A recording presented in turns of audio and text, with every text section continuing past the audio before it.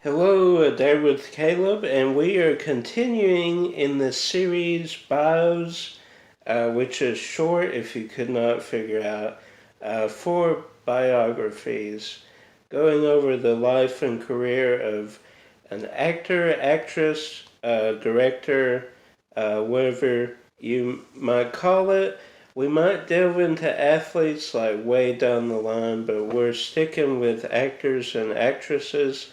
This episode, we break down the life and career of Robert DeNiro Jr. Most people know him as Robert De Niro.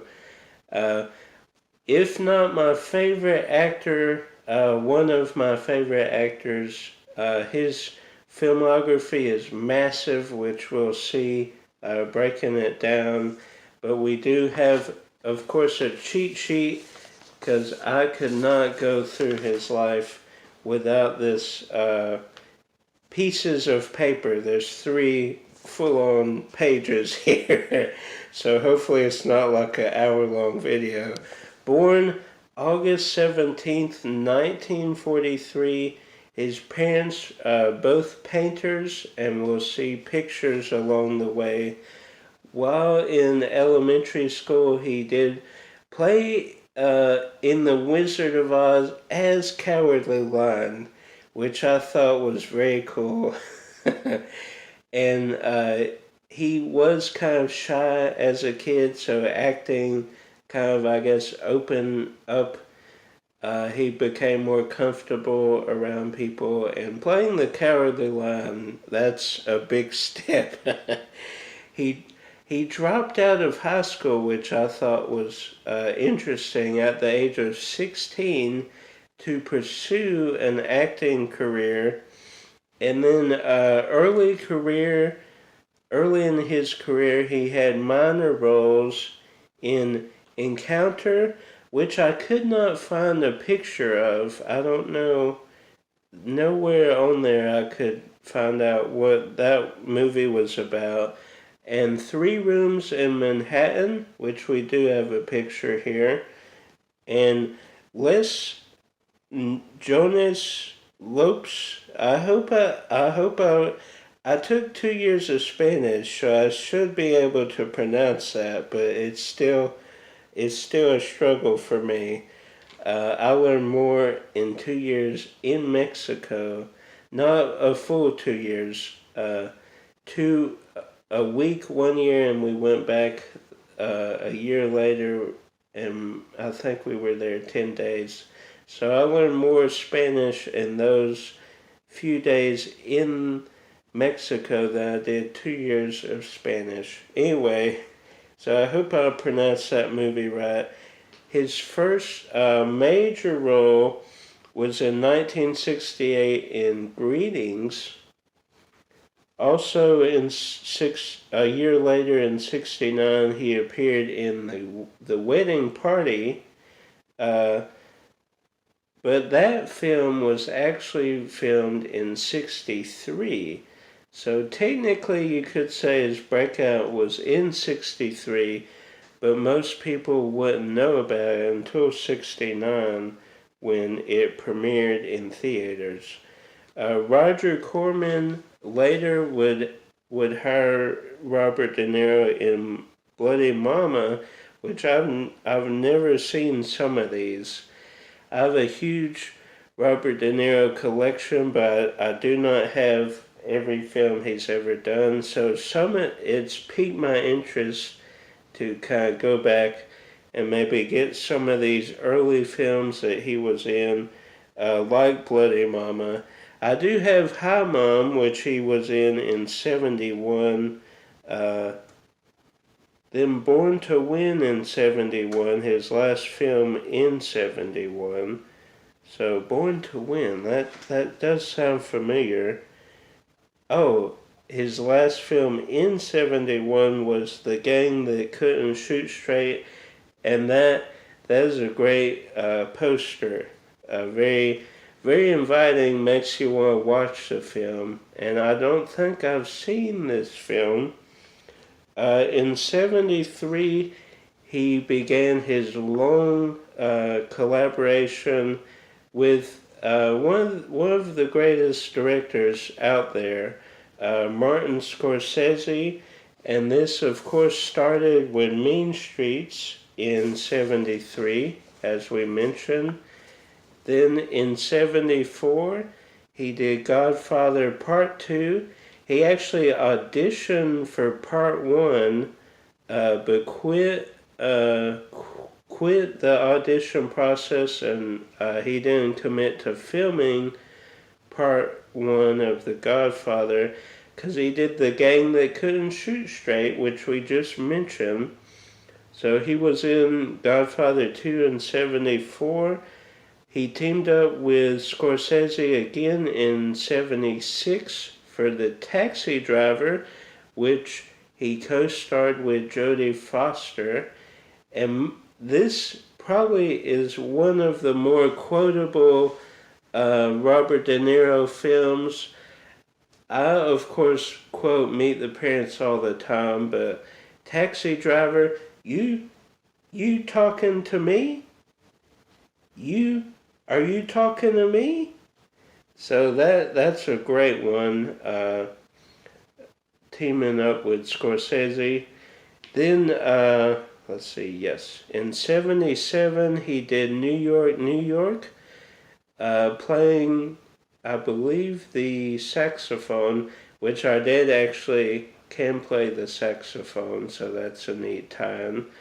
Then in 1980, Raging Bull, he would do, and very, very, what's the word, chameleon-like. Like you hardly recognize De Niro in that role, especially like the later portion of that film. And that was Scorsese. Am I not correct in that? Then the next decade, 81 to 91, he would do drama, comedy, and win awards. So 81 was True Confessions, 82 King of Comedy, which was a big inspiration for one of the last films on here, which is Joker. 84 was Once Upon a Time in America, and that is a long film. I think that's like 3.5 hours, if I'm not mistaken. When I bought a Blockbuster, it was a 2-discer.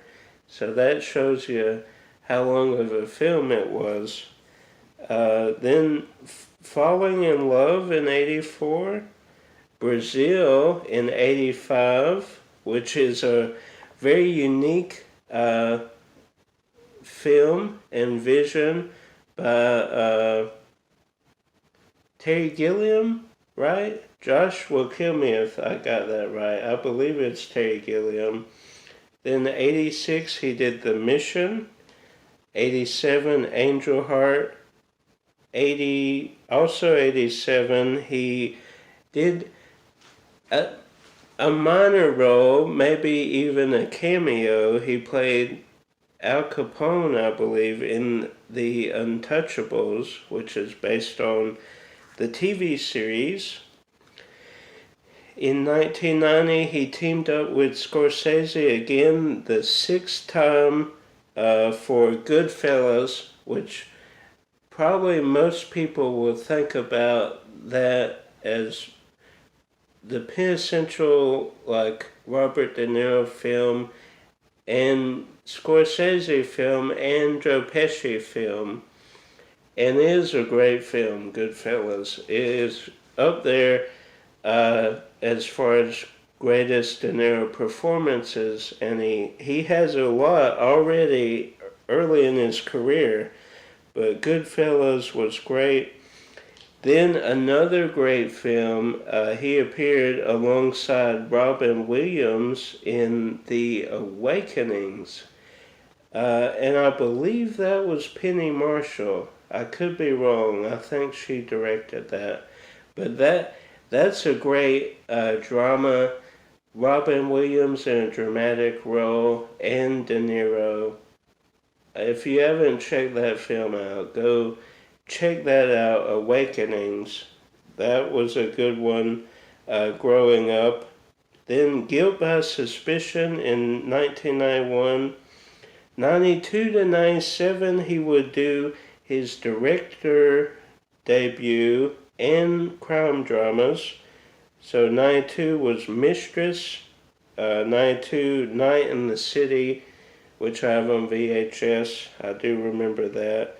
93 is The Boy's Life, which has Leonardo DiCaprio, and I need to find this film because I've not seen it. It looks very interesting. The Boy's Life. Then he directed his first film in 1993, A Bronx Tale, which is pretty good, I will admit. I have seen it. Then in 94, he would do Mary Shelley's Frankenstein, which makeup-wise, he looks great in the role. Kind of a new take on the Frankenstein's monster character, and the makeup visually is fantastic. Then in 1995 he would do Casino, his 8th Scorsese collaboration, and they were kind of trying, I guess, to capture the magic of Goodfellas again. Maybe not as successful, but I do enjoy Casino as well.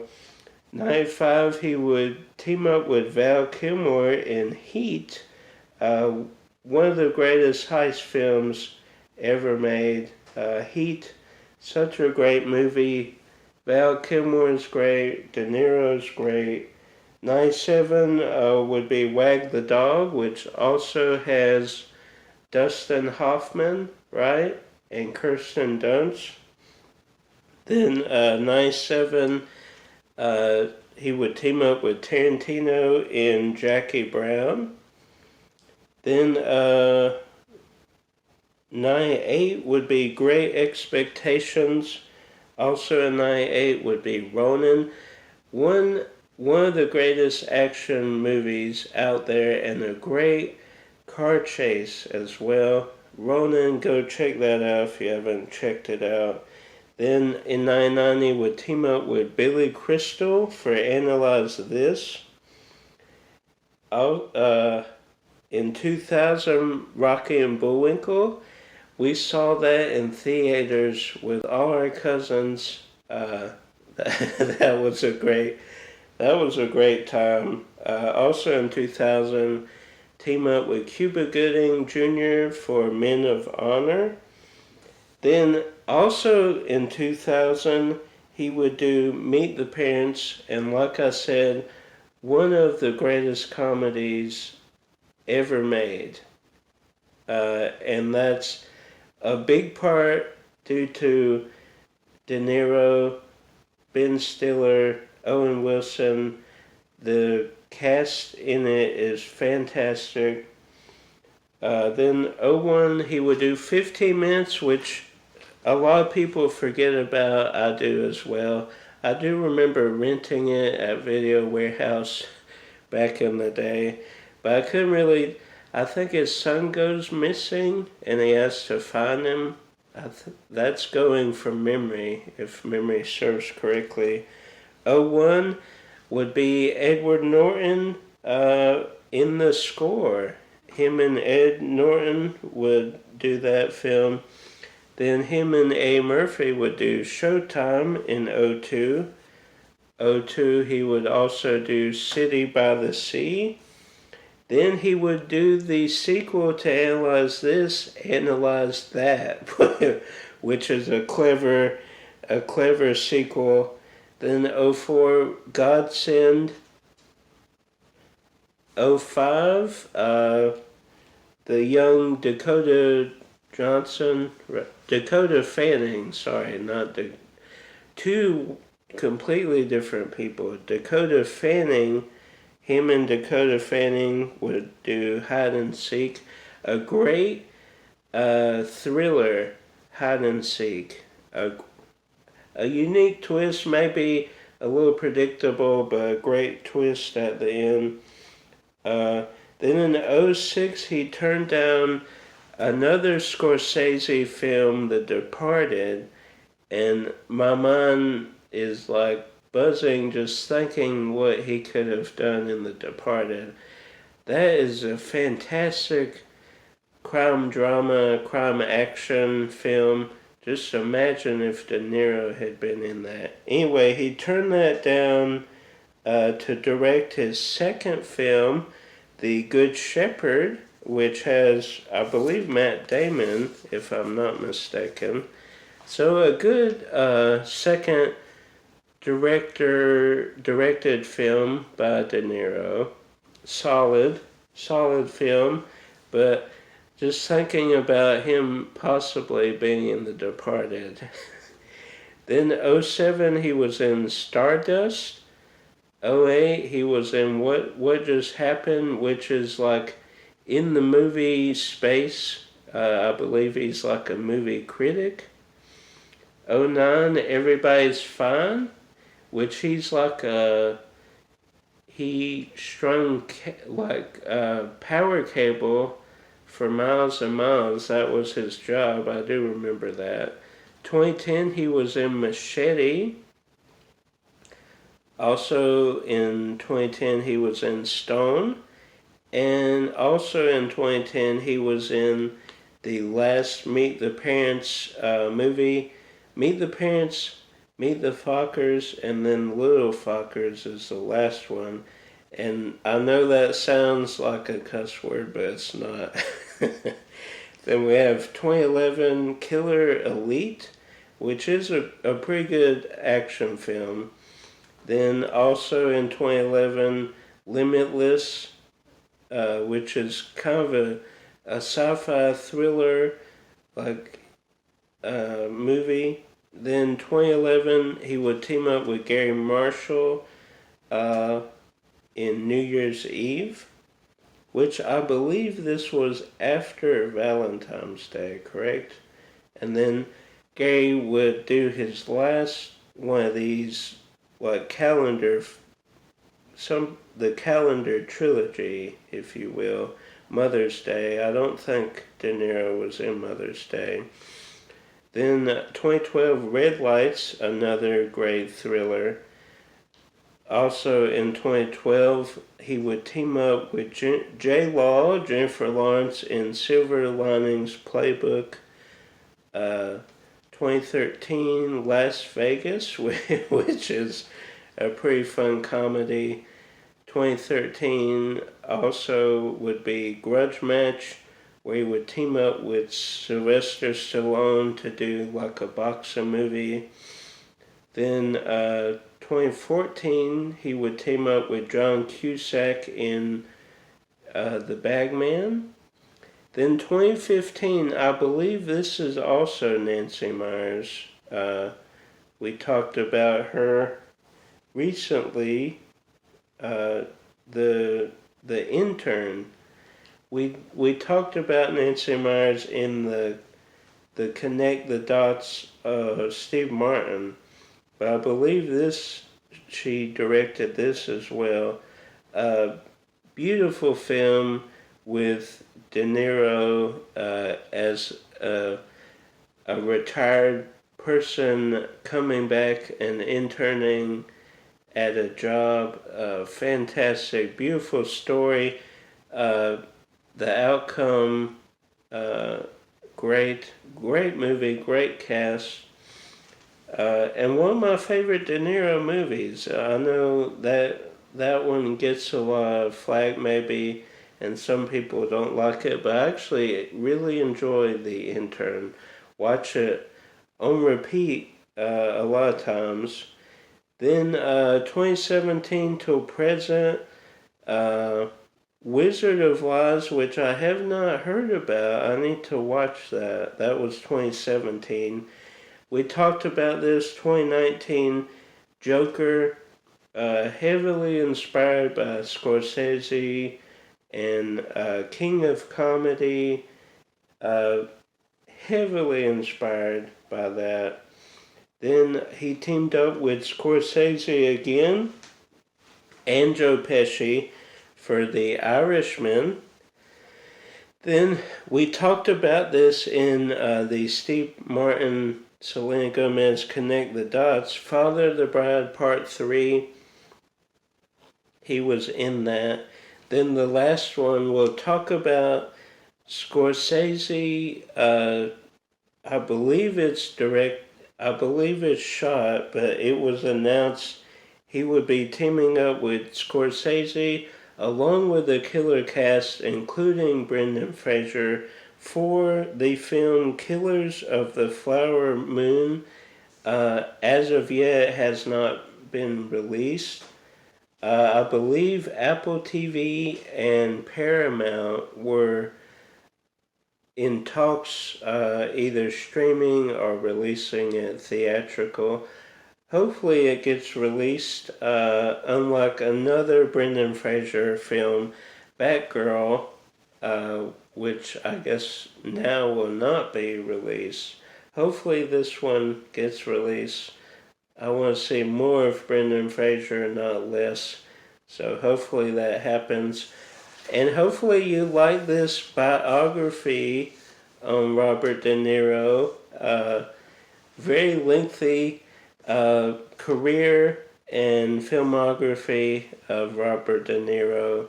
Great actor. He he has phoned it in from time to time, but when your career spans that many decades, you have cadence to phone it in from time to time. Like, subscribe, share with a Robert De Niro lover. Until next time, keep researching those bios and keep collecting.